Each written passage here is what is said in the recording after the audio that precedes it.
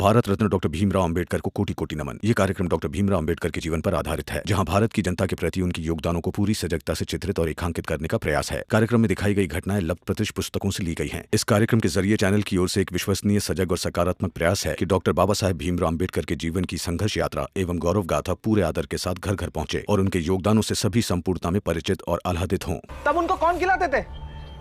हाँ, पूछ। क्यों मार दिया जला के? क्यों मार दिया गला घोट के? हाँ। हाँ। हमने तेरी पहली बीवी को जला दिया और दूसरी बीवी का गला घोट दिया, लेकिन किस लिए? अपने लिए, तेरे लिए। तुझे दहेज का लालच था ना? नए कपड़े, नए जूते, नए गहने लेने का ससुराल से लालच था। पता ना? तू ही बोलता था ना कि अगली शादी में पलंग ले लेंगे। क्या करता मैं? तेरे दहेज के लिए तेरी बीवियों को मारता रहा।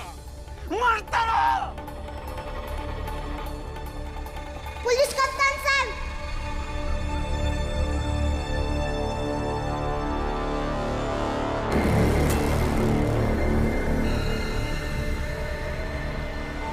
गिरफ्तार कर लीजिए इन्हें। इन्होंने सबके सामने स्वीकारा है कि इन्होंने ही अपने दो बहुओं को जान से मारा है।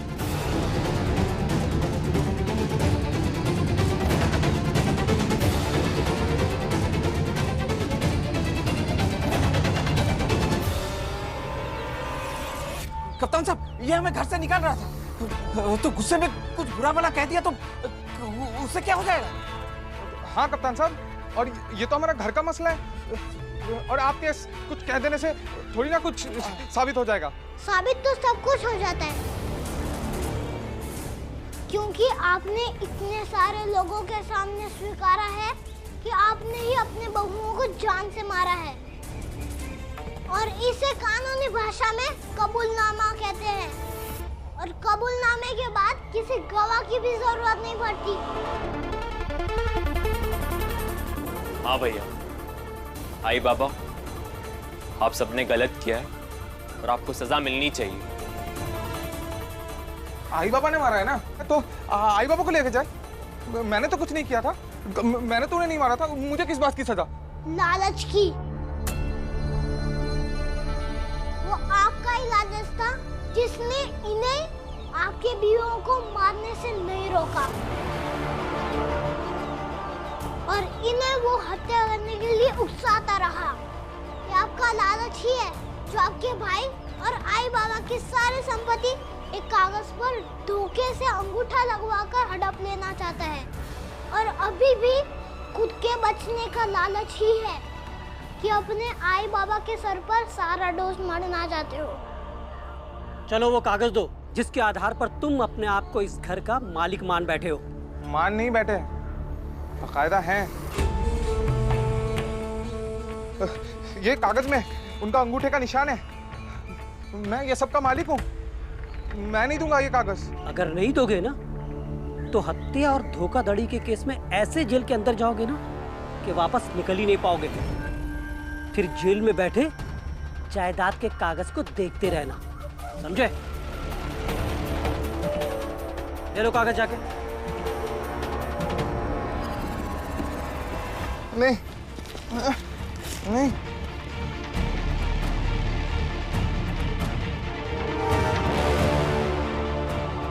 फाड़ दिए इसे सर। एक तो इन्होंने ये कागज गलत तरीके से पाया है, और दूसरा अगर ये कागज रहेगा तो इनकी लालच जिंदा रहेगी, फिर वो इन्हें कोई नया गुनाह करवाने का रास्ता बनाएंगे। इसलिए इस कागज का नष्ट होना ही ठीक है।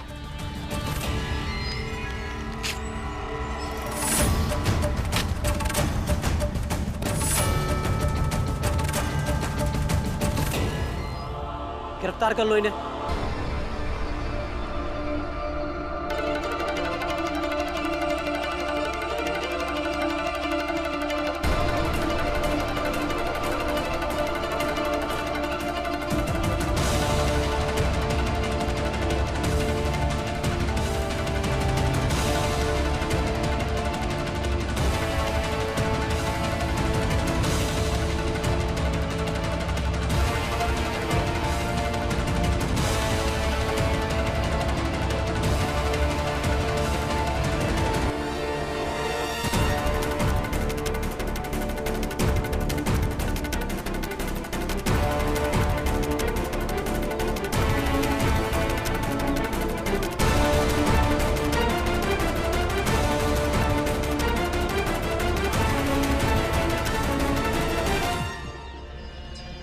दोनों ही बेटे बैरी हो जाएं तो कहने सुनने के लिए कुछ बचा नहीं है।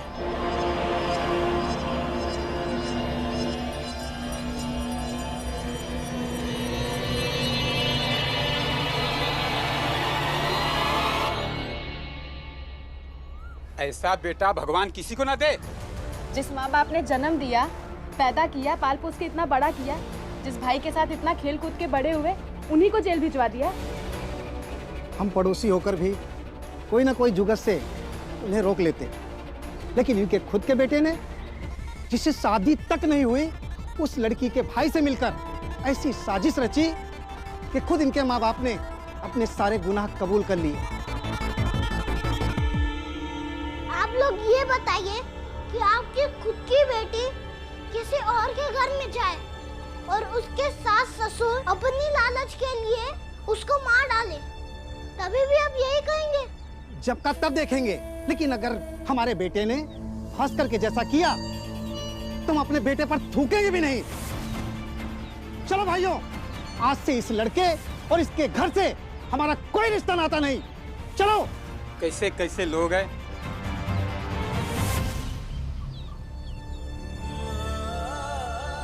ये लोग सब सच कह रहे हैं। मैं बहुत बुरा। मैंने अपने आए बाबा भैया सबको जेल पहुंचा दिया। जो आई बाबा ने मुझे बचपन से पाला पोसा, जो भाई ने मुझे काम करना सिखाया, मैंने उन्हें जेल पहुंचा दिया।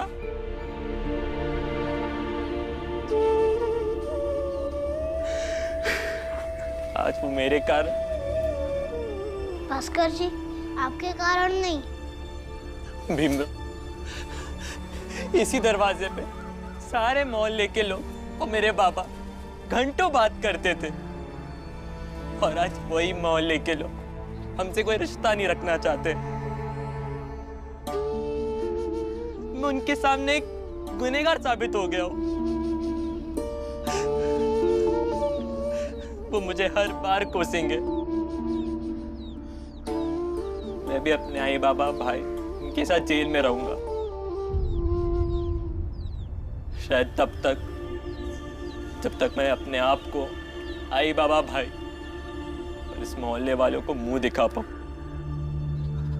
भास्कर जी, न्याय की कीमत होती है, और न्याय किसी भी कीमत में मिले वो कीमत सस्ती ही है। और फिर ये भी तो सोचिए कि आपकी भाभी की आत्मा को कितना गर्व होगा आप पे। और एक बात, ये समाज चाहे आपसे मुंह मोड़ ले, मगर कल को कोई भी अपनी बहू को मारने से पहले सोचेगा कि उनका बेटा भास्कर ना बन जाए। और अपराध को रिश्ते देकर माफ नहीं किया जाता। बाबा कहते हैं कि अपराध अपराध होता है, और अपराधी सिर्फ अपराधी। वो ना किसी का बाप होता है और ना ही किसी की माँ।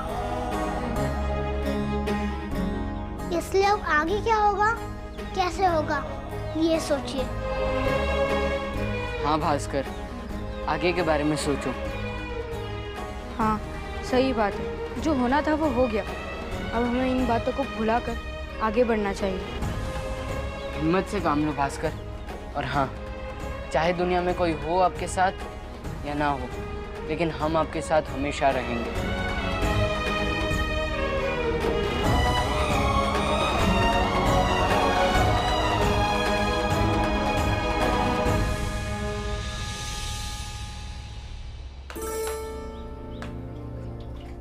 गंगा, आई, क्या हुआ? क्या हुआ? आई, आपको पता है भास्कर की भाभी को न्याय मिल गया। क्या? कैसे? भास्कर जी के आई बाबा और उनके बड़े भाई सब जेल चले गए। ये तो बहुत बड़ी बात है। सच में बहुत बड़ी कामयाबी है। मेरे जीवन में पहली बार किसी औरत को न्याय मिलते देख रही हूँ। और ये सब हमारे बच्चे भीम के कारण हुआ है। लेकिन भीम है कहाँ? हाँ, वो बस आता ही होगा। दीदी, दीदी बहुत खुशी का दिन है। भीमा को मीठी रोटी बहुत पसंद है, आप बनाएंगी? हाँ हाँ, अभी बनाती हूँ। नहीं आई।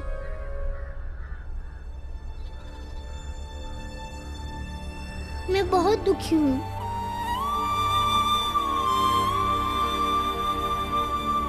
क्या हुआ? हाँ?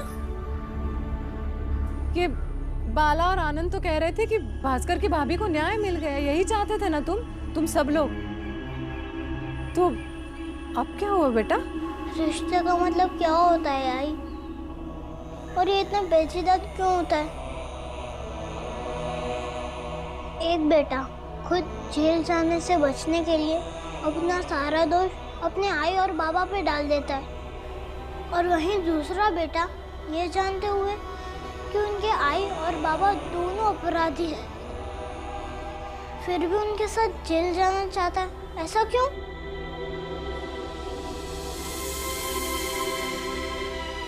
भास्कर जी सजा भी दिलवाना चाहते थे और बाद में रो भी रहे थे। ऐसा क्यों?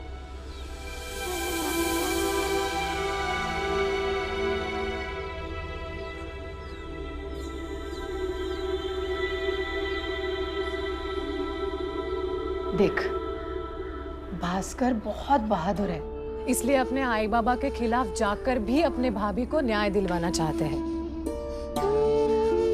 लेकिन ये जरूरी नहीं है कि जो व्यक्ति बहुत बहादुर हो वो कभी कमजोरी ना पड़े, है ना?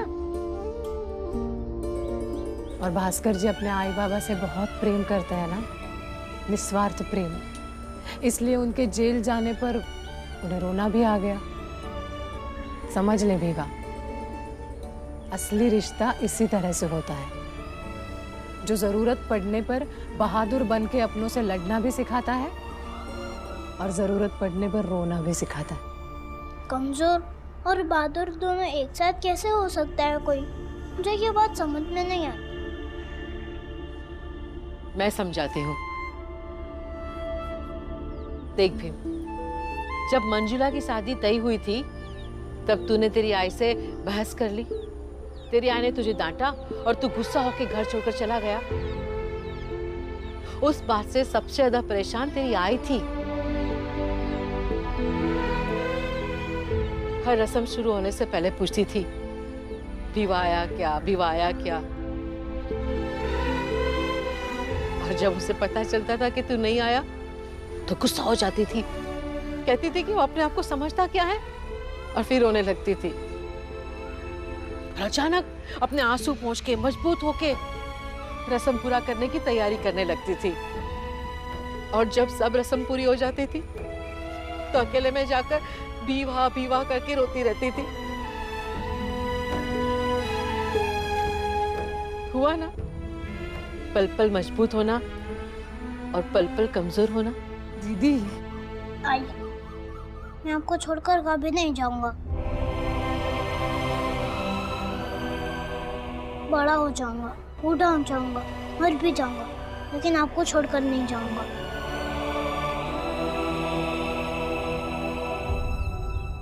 अच्छा, मतलब तू बूढ़ा होगा फिर भी मैं और तेरे बाबा नहीं बूढ़े होंगे? हाँ, हम नहीं मरेंगे। नहीं आई, बस आप लोगों के साथ जीवन भर रहना है। शौक नहीं है मुझे मरने का और मरने की बातें करने का, लेकिन अब दर्द हद से बाहर गुजर चुका है, बर्दाश्त नहीं होता मुझसे। बताओ ना आई, रहोगी ना? रहूंगी। मैं कितना भी दिलासा दूं, जानती हूँ ज्यादा दिन जिंदा नहीं रह पाऊंगी।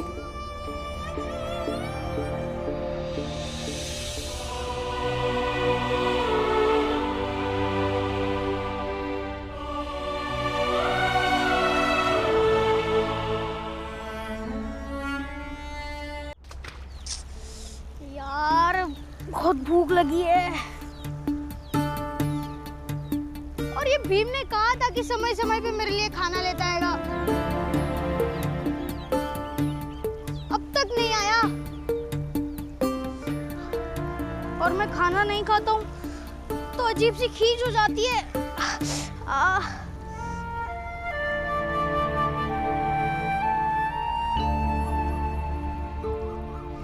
ध्रुव, ले आया खाना। गुस्सा मत हो। ध्रुव, तू ना गुस्सा बहुत करता है, मत किया कर। दो भीम। इसी में खाऊंगा मैं, 2 थाली। और जब हम दोस्त बन गए और साथ में खाना भी खा चुके हैं, तो इस बर्तन में क्यों नहीं खा सकता मैं खाना?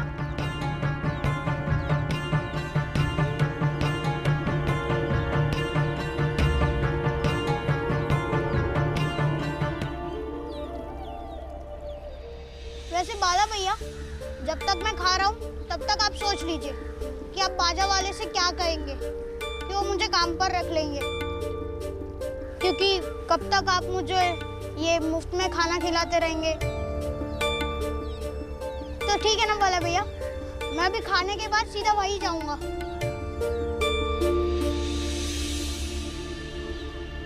क्या करें? अब तो ले ही जाना पड़ेगा बाला भैया, ले ही जाइए। खुश। सासू माँ, सासू माँ। अरे आप आइए ना, मैं आई को बुला कर लाती हूँ। अरे दामाद जी आइए। कोई दामाद नहीं, आपके बेटे ने मेरे रिश्तेदार को जेल भिजवा दिया। अब आप आपके बेटे से कहिए कि वो भास्कर को लेकर मेरे साथ थाने चले और वहां पर वो बयान दे जो मैं कह रहा हूं। उसके बाद मैं देख लूंगा उन्हें कैसे रिहा करवाना है, वो मैं करवा लूंगा। दामाद जी, आप उनकी तरफदारी कर रहे हो जिन्हें आप जानते हो उन्होंने कितना बुरा किया। आपसे कोई बात छिपी नहीं है। वो सब मुझे नहीं पता। आप अपने बेटे से कहिए कि वो मेरे साथ चले, नहीं तो मैं आपकी बेटी को हमेशा हमेशा के लिए छोड़ दूंगा।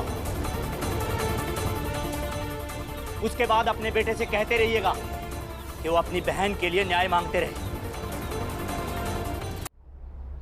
ऐसी बात कर रहे हैं आप?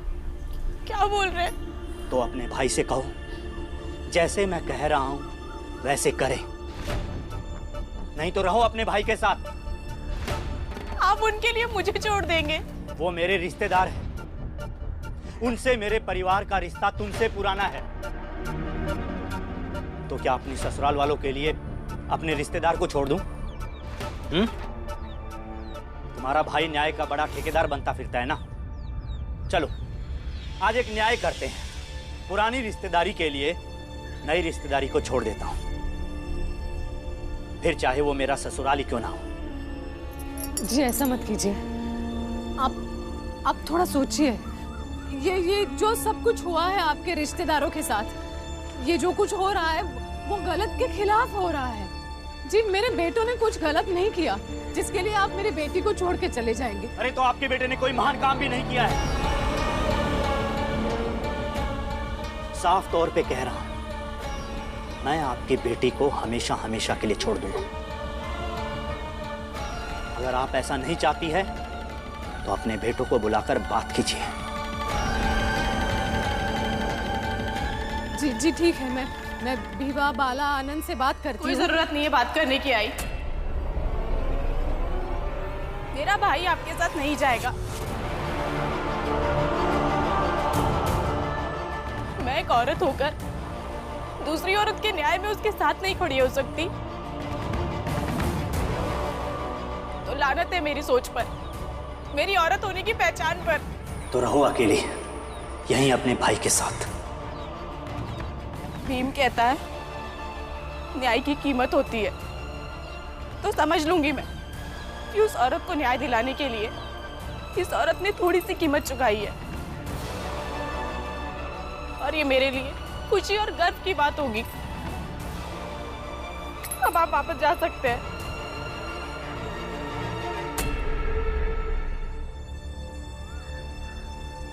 दीदी की बात आई समझ में?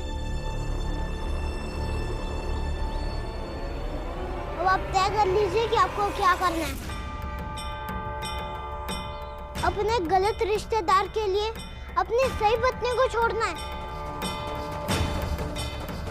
या गलत को गलत मानकर अपनी पत्नी को अपने साथ घर ले जाना है।